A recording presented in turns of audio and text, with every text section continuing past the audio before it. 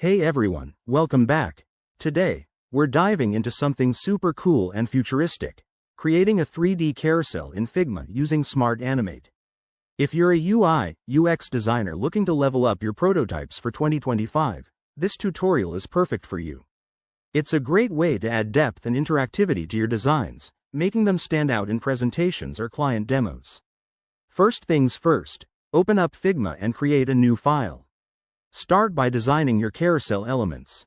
Think about what you want to showcase, maybe product images or cards. Draw rectangles for each slide, add some images or text inside them, and arrange them in a row. To give it that 3D feel, use Figma's 3D transform tools.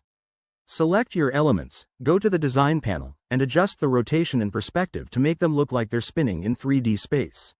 Next, let's bring this to life with Smart Animate.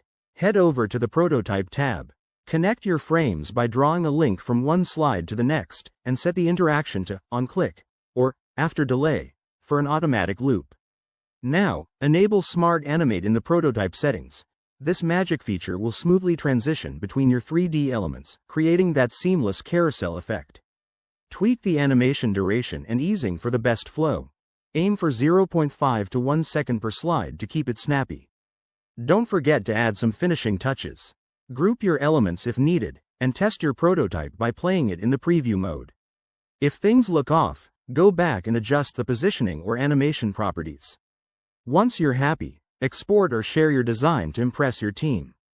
There you have it, a stunning 3D carousel ready for 2025. Give this a try in your next project, and let me know in the comments how it turns out. If you enjoyed this, smash that like button and subscribe for more Figma tips.